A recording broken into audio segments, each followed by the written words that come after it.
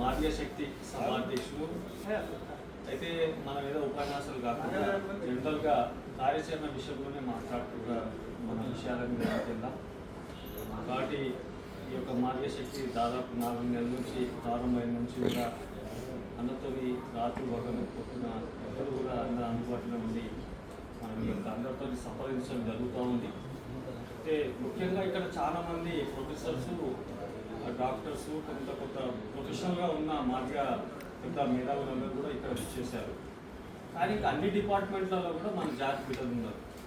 All departments ఎన్ని హెచ్ఓడీలు ఉన్నాయో అన్ని హెచ్ఓడీలో అన్ని డిపార్ట్మెంట్స్లో కూడా మన క్లాస్ 4 దాకా కూడా మనం ఉన్నారు. కాబట్టి ఉద్యోగస్తులు దాదాపు మన లెక్కలు తీసుకుంటే దాదాపు 20,000 పైనే మన ఉద్యోగస్తులు మాదిగ ఉద్యోగస్తులు ఉన్నారు. Central government, state government, Singareni కానీ ఇక్కడ మిగతా డిపార్ట్మెంట్స్ అన్ని దగ్గర కూడా మన యొక్క మాదిగ శక్తి ఎందుకు ఈ మీటింగ్ ఏర్పాటు చేస్తున్న నరసింహ అనేది మెసేజ్ మనం పంపించాలి. అది ఇక్కడ వచ్చిన వాళ్ళకు ఇది మెయిన్ బాధ్యత. మెయిన్ ప్రథమైన బాధ్యత ఏంటంటే ఇక్కడ వచ్చిన వాళ్ళు ఇంకా మిగతా వాళ్ళకు ఈ మెసేజ్ చేరవేసుకుంటే ఈ యొక్క శక్తిని మనం ఇంకా ఎక్కువ అయ్యే అవకాశం ఉంటుంది. కాబట్టి ఇంకా దీంట్లో ఓన్లీ పురుషులు మాత్రమే వస్తున్నాం. మహిళలు పాపం వాళ్ళు మొదటి నుంచి కూడా నిజామాబాద్ నుంచి అక్క ఎంపీ వాళ్ళు అడ్వకేట్ గారి భార్య వాళ్ళందరూ సర్పంచ్ చేశారు, వాళ్ళే వస్తున్నారు. కాబట్టి మహిళలను కూడా ఇలా భాగస్వామ్యం చేయాలి. కాబట్టి ఒక తెలంగాణ ఉద్యమం గురించి ఏ రకంగా అయితే మనం తెలంగాణ సాధించుకుందాం అనుకున్నామో ఆ తెలంగాణ దాంట్లో పాటలు పాడింది మనం, తుపాకీ దెబ్బతిన్నది మనం, లాఠీ చార్జ్ అయింది, కేసులు, ఎన్ని రకాలైన హింస అయినా మనోళ్ళే ముందు వరుసలో ఉండి భరించేది. కాబట్టి ఇది మన జాతి, మన బిడ్డలు, మన భవిష్యత్తు, మన యొక్క ఆత్మగౌరవం. సింపుల్గా మన ఆత్మగౌరవాన్ని మనం ఎట్లా ఈ జాతి ఇంత పెద్ద జాతి ఉన్నది, ఇంత జనాభా ఉన్నాం, ఈ తెలంగాణలో అందరికన్నా రెట్టింపు జనాభా ఉన్న మన జాతి, ఏదో ఒక కులాన్ని మనం కలుపుకుంటే ఈ జాతి ఆర్గనైజ్ అయినాక రేపు రాజకీయ శక్తిగా రాజకీయాన్ని తెలంగాణని శాసించే శక్తిగా మారే అవకాశం ఉంది. కాబట్టే ఈ యొక్క మాదిగ శక్తి ఇంకా ఆషామాషిగా ఏదో మనం చాలా దగ్గర అన్ని మీటింగ్లు పెట్టుకున్నాం. అసలు నేనైతే 40 ఏళ్ళ నుంచి జాతి గురించి పనిచేస్తూ ఉన్నాం. ఎక్కడైనా నిర్వీర్యంగా 24/7 లెక్కనే పనిచేస్తాను నేనైతే. కానీ ప్రోగ్రెస్ లేదు.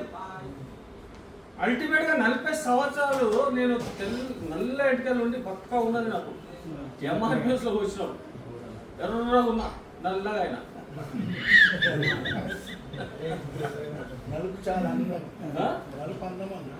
ఓకే సంతోషం. కానీ అయితే నేనేమంటున్నా, ప్రోగ్రెస్ ఎక్కడుంది? ప్రోగ్రెస్ మన ఏడేశం ముంగడ ఆడనే ఉంది. మళ్ళీ ఈరోజు మనం అధికారం నుంచి పాకులాడుతున్నాం. ఇవాళ పదవులు మాకు కావాలంటాం. తమ్ముడే అన్న ఏమంటాడు, డిజైన్ చేయమని.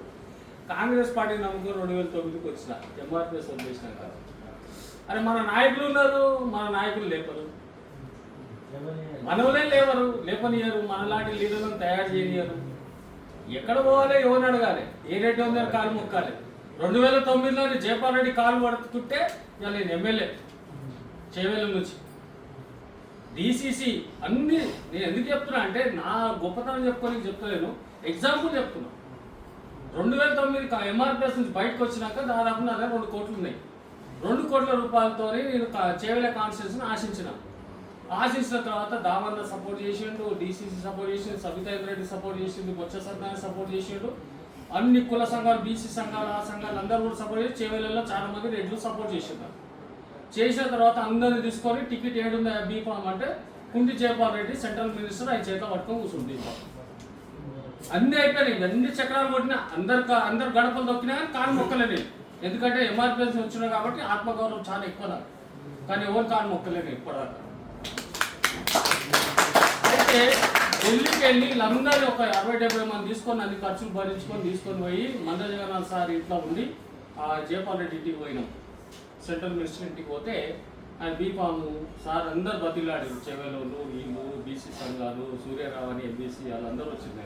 కట్కే సంఘం, కుమార్ సంఘం, సాకలోల సంఘం, అన్ని సంఘాలు వచ్చినాయి. ఇంకా వచ్చినాక ఆయన అంటాడు, నీ చిన్నోడో తమ్మి, నీకు ఇప్పుడు ఎందుకు, నీ ఏజ్ ఉంది, నేను మాట ఇచ్చిన యాదయ్యకి ఇచ్చిన ఆయనకి ఇస్తా అంటాడు.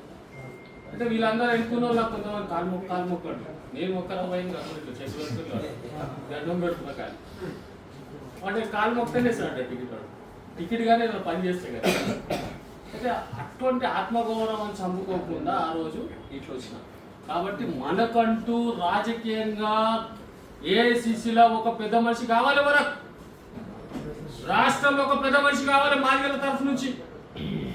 ఏది ఎవరు దాని బాధ్యత తీసుకుంటున్నారు?